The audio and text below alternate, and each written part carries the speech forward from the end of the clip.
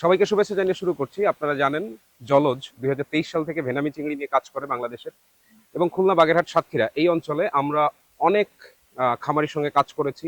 2023 সালে অনেক বাধা বিঘ্ন প্রতিবন্ধকতা ছিল, অনেক জিনিসের সাপ্লাই সঠিকভাবে ছিল না, পোনা ছিল না সঠিকভাবে, যে কারণে অনেকের চাহিদা থাকা সত্ত্বেও আমরা তাদের সঙ্গে কাজ করতে পারিনি। এর মধ্যেও কিছু লোকজনকে যাদেরকে আমরা সম্পূর্ণ সাপোর্ট দিতে পেরেছিলাম, সেরকম কিছু লোকজনকে নিয়ে আমাদের এই সিরিজটি তৈরি করা। এখানে মূলত আমরা 10 জন খামারির অভিজ্ঞতা আমরা আপনাদের সঙ্গে শেয়ার করব, যারা ভেনামি চাষ করে সফল হয়েছেন এবং কিভাবে সফল হয়েছেন এবং জলজের কন্ট্রিবিউশন সেখানে কি ছিল, এটি মূলত এই সিরিজে আপনাদেরকে আমরা দেখানোর চেষ্টা করব। আজকে প্রথম যে ভিডিওটি আপনাদেরকে আমরা দেখাবো সেটি হচ্ছে আমাদের একজন খামারি, যিনি হচ্ছেন রাজা ভাই। গ্রাম উজলপুর, ইউনিয়ন হচ্ছে বারুইপাড়া, বাগেরহাট সদর। এখানে মূলত উনি একটি ভেনামির প্রকল্প করেছেন, যেটি হচ্ছে 150 শতক জায়গার উপরে এবং এখানে এভারেজ পানির গভীরতা আছে 4.5 ফিট। উনি 1 অক্টোবর ভেনামির পোনা এখানে ছেড়েছিলেন এবং এখানে এই 150 শতক জায়গায় টোটাল 1,19,000 ভেনামির পোনা ছাড়া হয়। আজকে আমরা এখানে এসেছি, আজকে 23 তারিখ, 23 নভেম্বর 2024। এখানে আজকে আমরা একটা স্যাম্পলিং করলাম এবং চিংড়ির শারীরিক অবস্থা বা তাদের গ্রোথ সম্পূর্ণ সব দিকে আমরা দেখলাম। এবং আজকে 53তম দিনে এসে চিংড়ির গড় ওজন হয়েছে 14 গ্রামের মতো এবং সেটি এই শীতের আবহাওয়ার মধ্যে যথেষ্ট সন্তোষজনক। এবং এখানে জলজ প্রথম দিন থেকে সে আজকে 53 দিন পর্যন্ত জলজ এখানে সার্বিক সহযোগিতা প্রদান করছে। তো আমরা এখন রাজা ভাইয়ের সঙ্গে একটু কথা বলবো যে ওনার এই যে অভিজ্ঞতা, এই যে ভেনামি চিংড়ি চাষ বা ওনার ব্যক্তিগত অভিজ্ঞতা, কিভাবে উনি এই চিংড়ি চাষের সঙ্গে আসলেন, ওনার পারিবারিক এই যে চিংড়ি চাষের একটি ঐতিহ্য, আমরা কথা বলছিলাম ওনার সঙ্গে। উনি আমাদেরকে যেটা জানালেন যে উনি ছোটবেলা থেকে এই চিংড়ি চাষের সাথে জড়িত। তো আপনাদেরকে আমরা আজকে তার সম্পূর্ণ গল্পটা একটু শোনাবো। রাজা ভাই, ধন্যবাদ। ধন্যবাদ আপনাকে। আপনি কবে থেকে মূলত এই চাষাবাদের সঙ্গে জড়িত আছেন, কবে থেকে? এখানে চাষাবাদ হচ্ছে আমাদের ছোটবেলা থেকে, বাপ দাদার আমল থেকে চাষাবাদ শুরু হয়, কিন্তু আধুনিক চাষাবাদ আসছে হচ্ছে এই করোনার পর থেকে। করোনার পর থেকে। তো আপনারা শুরুর দিকে কি চাষ করতেন সাধারণত? আমরা শুরুর দিকে মিশ্র চাষ করতাম। কি ধরনের মিশ্র চাষ? মিশ্র চাষ গলদা, বাগদা, তারপরে আপনার রুই মাছ, সাদা মাছ জাতীয় যাকে বলে রুই, কাতল, মৃগেল, এগুলো।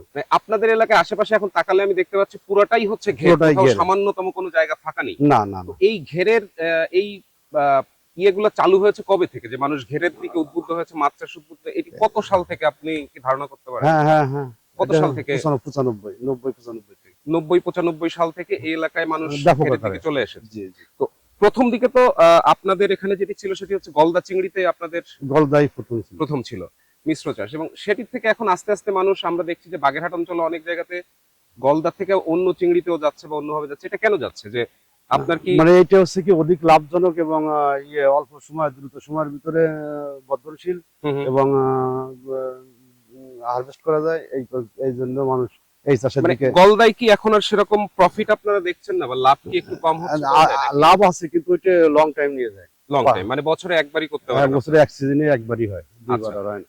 তো আর আমাদের এখানে এটা করলে 2-3 বার করা যায়। 2-3 বার করতে পারছেন। আচ্ছা, তো আমি একটা জিনিস একটু আপনাদের কাছে জানতে চাই, সেটা হচ্ছে যে ধরেন আগে এক সময় আপনি যেটা বললেন 95 সাল থেকে এই চিংড়ি চাষ শুরু হয়েছে, সেই সময় তো আধুনিক ব্যবস্থাপনা ছিল না। না না, কিন্তু তখনও তো চিংড়ির একটি রমরমা ব্যবসা ছিল, তখন চিংড়ির উৎপাদন প্রচুর হতো। হ্যাঁ, সে সময় সম্পূর্ণ ন্যাচারাল ভাবে করতাম। ন্যাচারাল ভাবে। তখন কি খাবার ব্যবহার করতেন আপনারা? তখন শুধু শামুকই ব্যবহার করতাম, একমাত্র শামুক।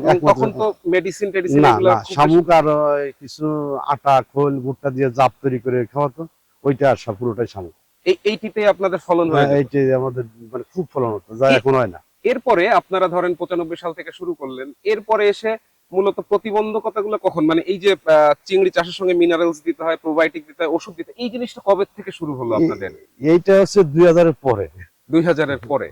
মানে কেন আসলেন আপনারা? যে ন্যাচারাল ভাবে তো চলছিল না, এটা আসলে ন্যাচারাল ভাবে চলছিল, এটা করে দেখি কি যে লাভ অনেক। হ্যাঁ, মিনারেল করলে হয়। তারপরে আমরা মিনারেল বুঝতাম না, মিনারেল মোটে সাধারণত 3-4 বছর আগে থেকে মিনারেলটা আমাদের সচরাচর বুঝতেছি। এর আগে আমরা প্রোবায়োটিকটা বুঝতাম না, প্রোবায়োটিক করেছি, তারপর আপনার করেছি, এই এনজাইম করতেছি, তারপরে এগুলো করার ফলে আপনার মনে হচ্ছে যে খাওয়াচ্ছি, এগুলো করে মানে এই যে সময় আধুনিক চাষাবাদের ভিতরে বিভিন্ন জায়গাতে প্রশিক্ষণ দিয়ে দিয়ে আমাদেরকে একটু যে সময় সচেতন করা ধরলো, তখন আমরা আর কি বুঝতে পারলাম এবং ব্যবহার করলাম। ব্যবহার করে রেজাল্টটা, ফলাফলটা হাতে হাতে পাওয়া শুরু করবো। যে আচ্ছা, আপনি বলছিলেন যে আপনার বাপ দাদার আমল থেকে ঘেরের ব্যবসা, তো আপনার পরবর্তী প্রজন্ম, আপনার ছেলে মেয়ে কয়জন? একজন ছেলে একজন ছেলে। কি করে সে? পড়াশোনা করে কিসে পড়ছে? ক্লাস 7-এ মাদ্রাসা ক্লাস 7। আলিয়া মাদ্রাসা। আচ্ছা, তো মানে তাদের নিয়ে পরিকল্পনা কি, যে ধরেন আপনার বাবারা ছিলেন ঘেরের সঙ্গে, আপনিও ঘেরের সঙ্গে, তারাও কি মানে তাদের নিয়ে, তাকে নিয়ে পরিকল্পনা কি?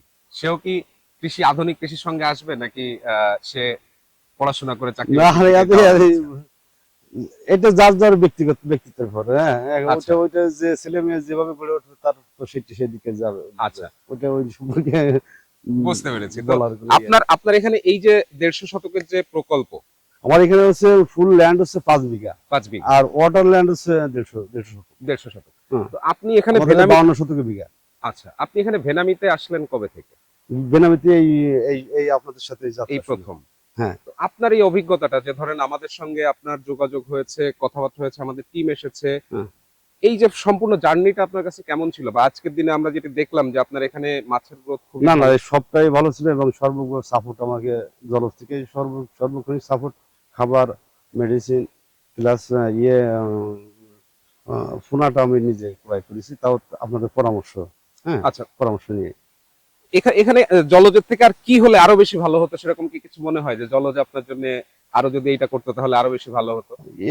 এরপরে আরো কিছু আশা, প্রত্যেক সপ্তাহে সপ্তাহে মনিটরিং এর পরে যে আর কিছু আশা করা যায়, আচ্ছা, আশা করা যায়। তার মানে আপনি মোটামুটি আমাদের যে সাপোর্ট দেওয়া হচ্ছে তাতে খুশি? খুশি খুশি, যাক। হ্যাপি। তো ঠিক আছে রাজা ভাই, ধন্যবাদ আপনাকে। ধন্যবাদ আপনাকে।